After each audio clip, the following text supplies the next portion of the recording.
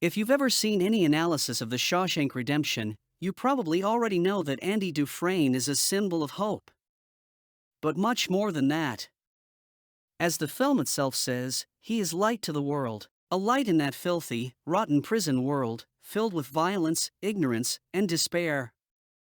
A dangerous dreamer who brought hope through his actions to men who had forgotten how to live, no longer believed in hope, and who wouldn't know what to do if they ever stepped outside those walls. There's even a beautiful reflection by the American Bishop Robert Barron, who points out Andy Dufresne as a Christ-like figure. That theme runs throughout the film, with the Bible as one of its main symbols. But it's worth noting that these Christ figures in cinema are most powerful not because they're perfect, but because they're also fallen humans. They fail, they struggle, they learn. Andy isn't Christ, he's an ordinary man walking his own path. And it's clear that before prison, his life was only materially good. He had money, he was a banker, but clearly not a good husband. My wife used to say I'm a hard man to know. Like a closed book.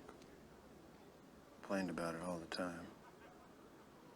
She was beautiful. God, I loved her. I just didn't know how to show it, that's all.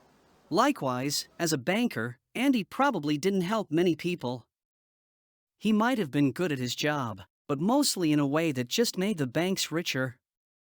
What's truly impressive, though, is how he keeps his calm after being imprisoned, being serene and gentle. Even when facing deep injustice, his own cross to bear, he doesn't break.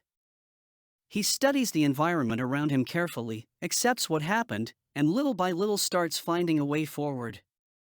It took him about a month to study the rhythm of the prison, realize he needed to talk to Red first and begin to execute his plan of escape.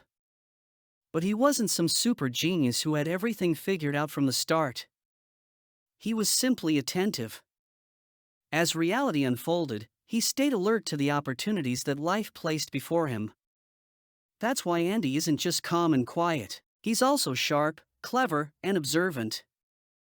And unlike what some analyses say, he isn't just a stoic thinker. He loves and cares deeply about people. It's no coincidence that, on the very day after he arrived in prison, he asked for the name of the man who had just died. What was his name? What'd you say? I was just wondering if anyone knew his name.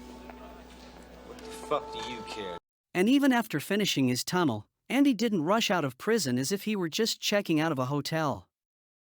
He stayed and waited until Tommy earned his diploma. Andy was always serving others before himself, like when he cleverly negotiated beers and better work for his friends, not for personal gain, but simply so the men could feel human again, even if only for a moment. Moments like these remind us of the beauty and dignity hidden in the smallest acts of ordinary life. And maybe the most striking thing is how Andy teaches us that, in this broken, filthy world and in our own lives too, we all carry a kind of inner prison. We can get trapped by hardship, confusion, and despair.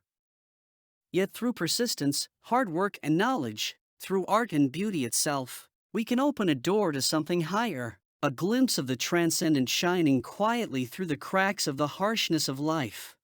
I have no idea to this day what those two Italian ladies were singing about. Truth is, I don't want to know. Some things are best left unsaid. I like to think they were singing about something so beautiful it can't be expressed in words, and makes your heart ache because of it. I tell you, those voices soared, higher and farther than anybody in a gray place dares to dream. It was like some beautiful bird flapped into our drab little cage and made those walls dissolve away. And for the briefest of moments, every last man at Shawshank felt free. That idea becomes clearest in the film's very title. Every prisoner dreams of freedom, even us, when we have our desire of escaping the harsh realities from our material world. But Andy shows that real freedom can't be taken away. Even locked inside a cell, even spending months in solitary, he still carried within him a deeper liberty, The one no walls can contain. It's in here. In here. That's the beauty of music. They can't get that from you. Through art, music, and the life of the spirit, he discovers an inner freedom the Bible itself speaks of. It's the same truth Viktor Frankl found in a concentration camp during World War II, that even in suffering, man can choose to love and serve those around him, and by doing so, remain free. In that sense, Andy becomes a beacon of hope. For Red and for all those trapped in darkness, he embodies what it means to rise above despair, to stop living only for oneself, accept reality as it comes, and to keep serving others despite injustice. And paradoxically, when you give yourself away like that, you become richer. By losing yourself in love and service, you gain back your life, a life that no prison can ever take from you. In the same way, Andy also reveals the great contrast between those who seem free on the outside, yet remain imprisoned within themselves, like Captain Hadley and Warden Norton, the director of the prison. Surrounded by violence and corruption, he decorates his office with Bible verses, quoting scripture as if he believed in the gospel. But deep down, he saw himself as the god of that prison.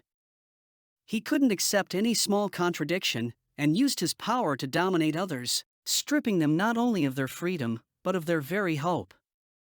When Andy glimpsed a small chance to prove his innocence, Warden locked him in solitary confinement, afraid of losing control. Watch ye therefore, for ye know not when the master of the house cometh.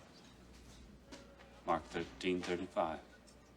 Memorizing scripture means nothing if you live like a Pharisee. True faith isn't about verses, but rather about love, service, and humility. Andy's quiet strength exposes this hypocrisy.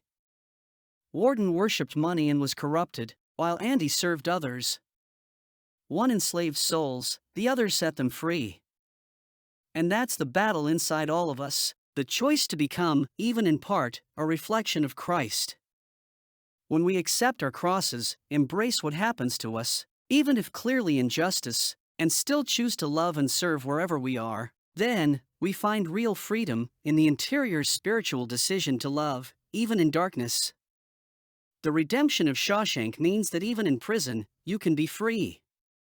But outside of those walls, if you live only for yourself, you'll remain a prisoner forever. If he had chosen to live only for himself in that prison, Andy would never be free, even if he managed to escape from those walls. Because even when the world locks you up, if you keep loving, serving, and believing, you'll find that God in His providence never stopped digging a tunnel for you. Andy walked through a river of filth, and by accepting reality and remaining serving and loving those around him, he came out clean on the other side. That's what grace looks like, a man reborn, baptized, finally free from the dark traps of life in this world, resurrected to a new life.